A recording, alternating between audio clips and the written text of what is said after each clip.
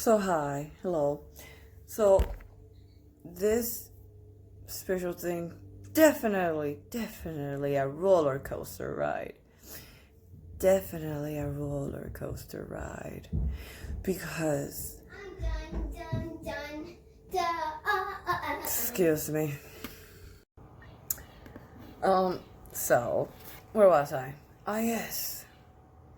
The whole topsy-turvy situation with my spirituality and this whole situation, like there have been moments when I actually do think maybe I need to pack up my shit and fucking leave. Because there are moments, as you saw, when there are interruptions. And that's fine and dandy, but there are moments when they become so big and so humongous.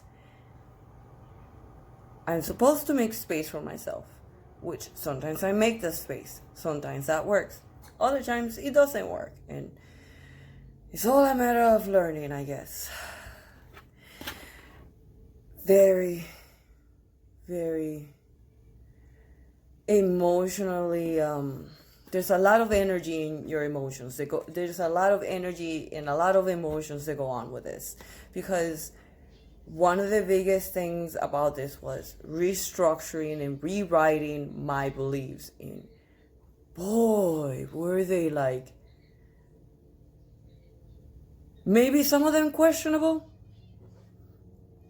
And there's like this weird backlash that I kept getting sometimes when I just wouldn't emphasize certain things.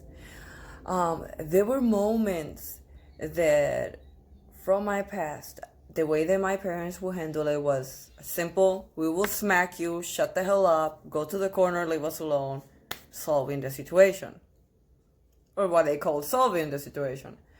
When it comes to me and solving it with my kids, I am talking to them. And a part of me, it's like, isn't it easier just to punch one and just be done? But so here I am, trying to talk to my children as there's this back thing, information in the background. There's like fire going on in the background. Like everything's on fire and I am angry inside because a part of me wants to, how do you say, copy the data that was given to me. It wants to copy what I was given, so therefore it thinks that that is the correct way to solve a problem. I am holding on to the best that I can. So I go and sit the fuck down once to think about this, because I'm like, okay, I know that I don't, like, why is that information pushing itself on me, like, so strongly? Sometimes I even think about it and I'm like, just for having the thought, I just sometimes start crying, because I'm like, why do I want to beat my child just because I want her to understand something? Like, having that thought just messes me up. And I know, I kind of know where it comes from. And I have a lot of people who are okay with it. They're like, oh, you can hit the child. If you hit the child, nothing's gonna be wrong with them. I'm okay, I'm fine. Really? You're fine, you're okay? But then all the stories that come out of your mouth was, when I was a kid, my mom used to beat me up. I didn't like.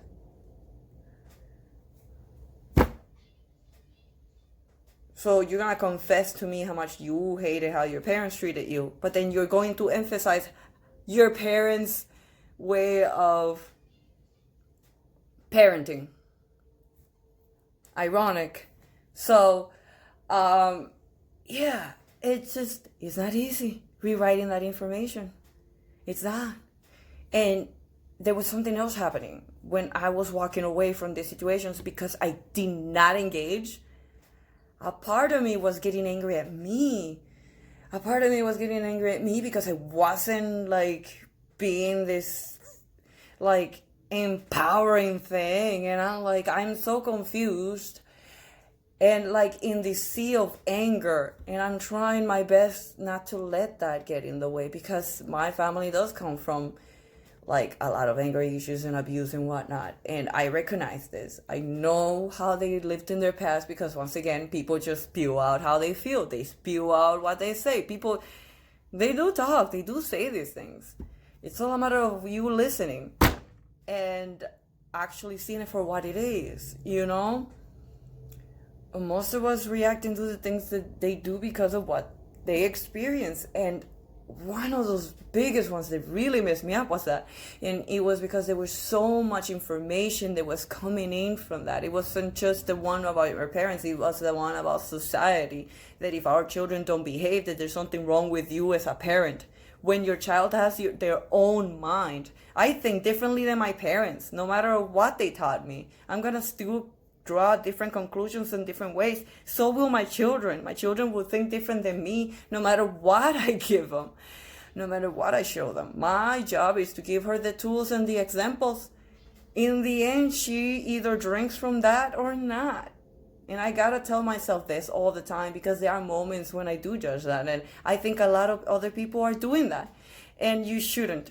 I just don't do it, because it just drives you mad. You can't make someone else's brain do the things you want it to do. You just can't.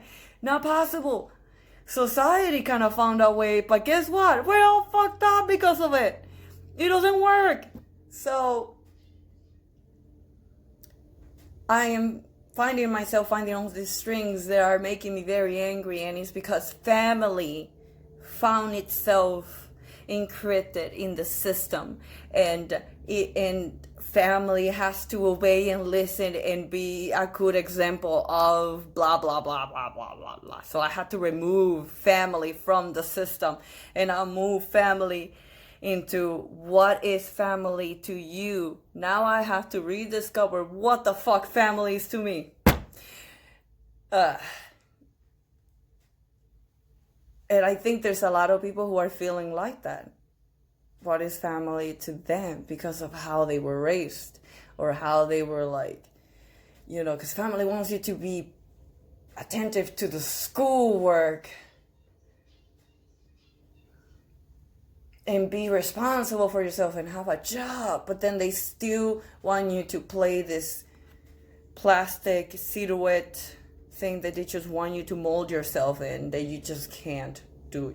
It can't happen. And that conflicted with me so much that I just felt like grabbing their laptops and throwing them out the window and saying, screw school, who wants to play video games?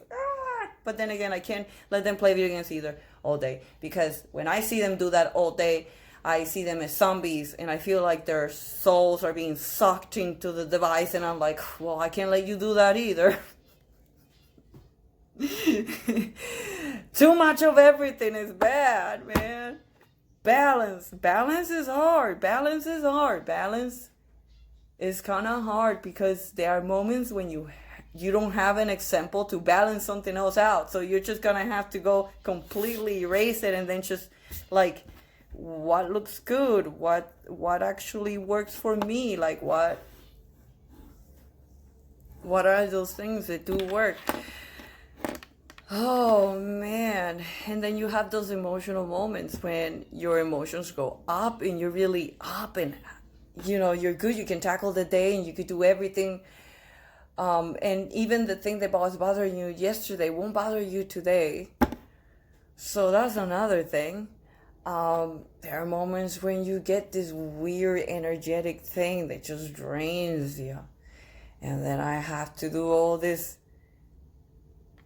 being grounded thing. And I've noticed that the more that I've noticed about these things is that once you notice them, some of them do go away. They go away. Now that I know that that's what bothers me, where it comes from, and I saw it, I observed it, I accepted it, then it goes away. Other times it comes back because there are other things that are still tied in with it.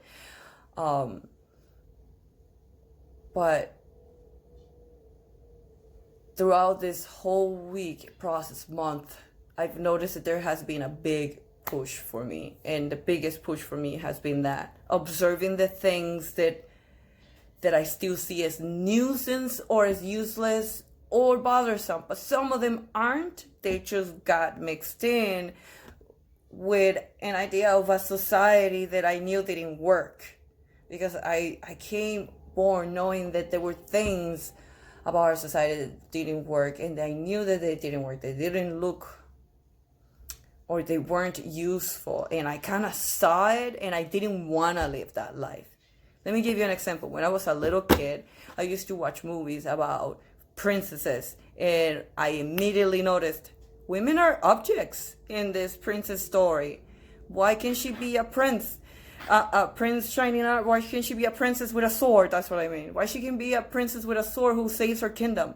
Why can't a queen be the one who rules the kingdom? Why does it have to be a dude? I don't get it. Do you know that you just depleted your forces by... When I was a child, this is exactly the shit I used to think. I'm like, don't you know that if you have a queen, if your king dies and you still have a queen, you still have a moving nation? Like, what? Are you stupid? Are you guys stupid? Like, I was so, like confused about a lot of the shows that I used to watch when I was a child. I used to think men were actually not very smart because they weren't teaching their women to follow up with them. And then there was the second ironic thing. I'm like, if women are the one keeping the children and they're the one educating men to be the kings, then women are the kings, teaching men to be the kings. What? Like, what? No appreciation?